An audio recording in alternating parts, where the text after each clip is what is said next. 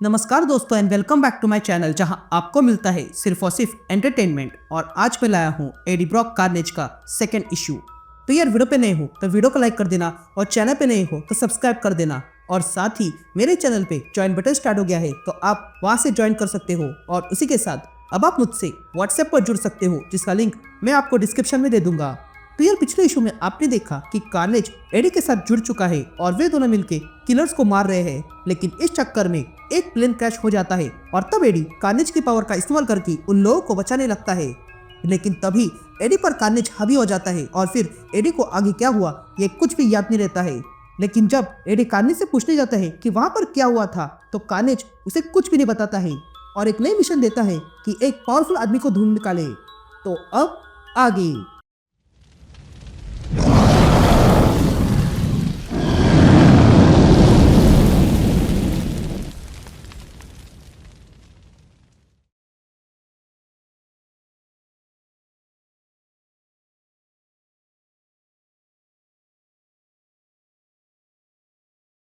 All right gang, तो issue की शुरुआत में हम वो प्लेन क्रैश का मलबा देखते हैं जहां पर दो एजेंट आए हुए थे।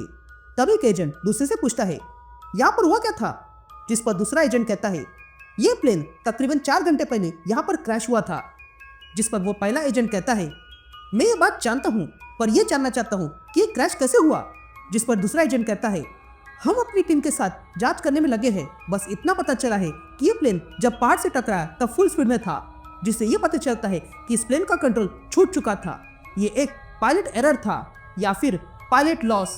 जिस पर पहला एजेंट कहता है क्या पायलट लॉस, तुम्हें लगता है कि उन्हें मारा गया था?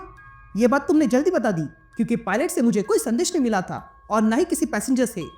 ये जो कुछ भी हुआ वो बहुत जल्दी में हुआ है, तो हो सकता है कि तुम जो बोल रहे हो वो सच हो। जिस पर दूसरा एजेंट कहता है बात इतनी नहीं है, हम कई घंटों से यहाँ पर छानबीन कर रहे हैं और हमें अब तक कोई भी लाश नहीं मिली है। यासीन शिफ्ट होती है और हम डेट्रॉइट मिशिगन देखते हैं जहाँ पर एक पुलिस स्टेशन दिखाई देता है। तभी वहाँ पर एक आदमी आता है और कहता है मुझे सरेंडर होना है। जिस पर वो ऑफिसर पूछता है तुम्हारा नाम क्या है और तुमने कौन सा अपराध किया। यह कहते हम उस आदमी को देखते हैं जो कोई और नहीं बल्कि एडी ब्रॉक था। तभी एडी कहता है मेरा नाम एडविन ब्लैक है और मैं खूनी हूँ। फिर उसके बाद हम एडविन को देखते हैं जिसे रिमांड में लाया गया था और तब एक ऑफिसर एडी से पूछता है मिस्टर ब्लैक हम तुमसे कुछ सवाल पूछना चाहते हैं और तुम्हें उनके उत्तर देने की आवश्यकता नहीं है और यही तुम्हारा अधिकार है। तुम्हें अटॉर्नी रखने का अधिकार है और उसे पूछने का भी अधिकार है और अगर तुम अफोर्ड नहीं करते तो हम दिला सकते हैं, क्या तुम समझे। जिस पर एडी कहता है हाँ मैं समझा और इसलिए मैं यहाँ आया हूँ, पर मैं तुमसे नहीं यहाँ के डिटेक्टिव चक ब्रेंटफोर्ड से बात करना चाहता हूँ। जिस पर एक ऑफिसर एडी से कहता है कि चक की ड्यूटी अब खत्म हो चुकी है। तभी एक ऑफिसर एडी से कहता है तुम हमें क्यों नहीं बताते, हम उसे बता देंगे। जिस पर एडविन कहता है नहीं बताऊंगा, मैं सिर्फ उसे बताऊंगा। तभी कार्नेज एडी से कहता है ये बकवास है, यहाँ पर सिर्फ समय की बर्बादी हो रही है, इन दोनों को यहीं पर मार डालो और फिर देखना वो यहाँ आ जाएगा। या हम वही दो एजेंट्स को देखते हैं जो अब भी छानबीन कर रहे थे। तभी वे लोग पैसेंजर की लिस्ट मांगने लगते हैं, लेकिन उन्हें पता चलता है कि इसमें FBI भी शामिल है, इसलिए वो एजेंट जल्दी पैसेंजर की लिस्ट मंगवाता है। तभी दूसरा एजेंट कहता है क्या FBI इसमें शामिल है। जिस पर पहला एजेंट कहता है हाँ इन लोगों ने जानकारी देने से मना किया, इसका मतलब यही है कि उनका कोई ना कोई कनेक्शन है, लेकिन हमें ये पता करना होगा क्योंकि मेरे ऊपर जो लोग हैं वो मुझ पर प्रेशर बना रहे हैं क्योंकि वहां पर कोई खास आदमी है।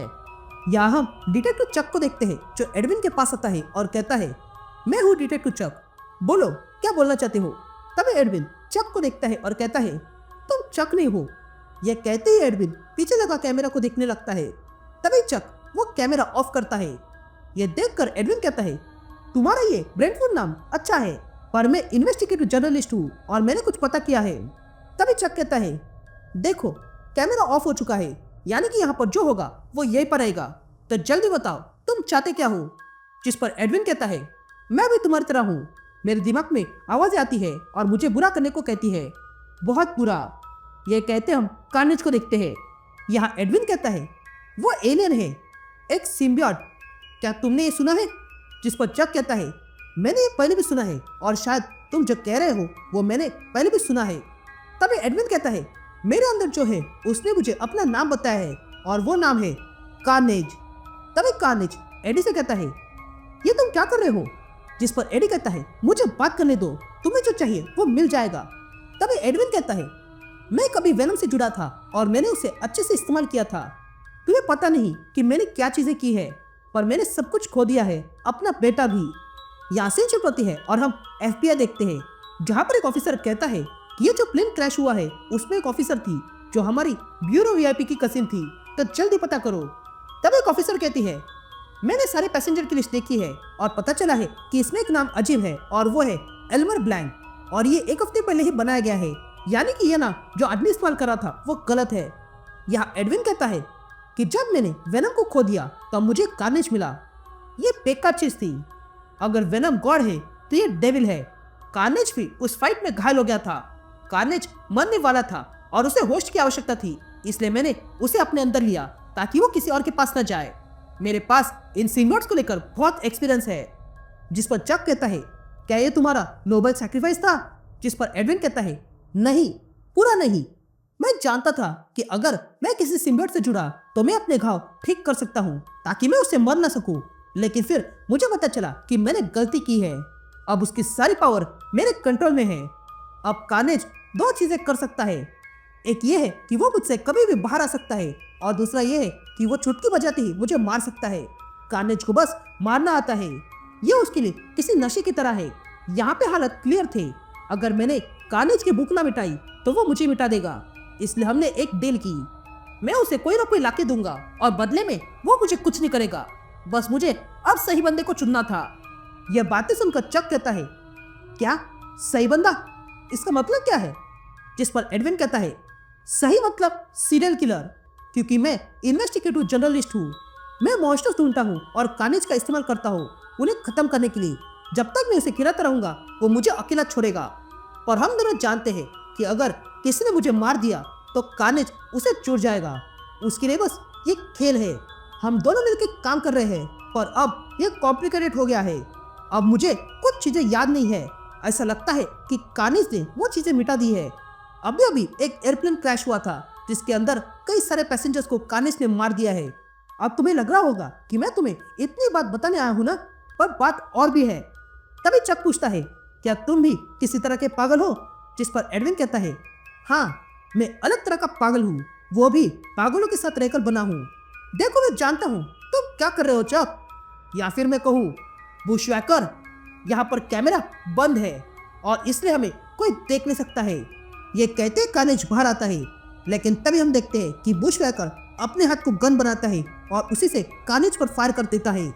यहाँ हम देखते हैं कि FBI ने इस छानबीन के लिए मिस्टी नाइट को बुलाया था, जो आते ही काम पर लग जाती है। तभी वहाँ एजेंट जूलियट आती है और मिस्टी से कहती है, आधी जानकारी निकाल ली है और हमें ये आदमी मिला है जो एयरपोर्ट के कैमरा में दिखा था। हो ना हो ये इन सबके पीछे है।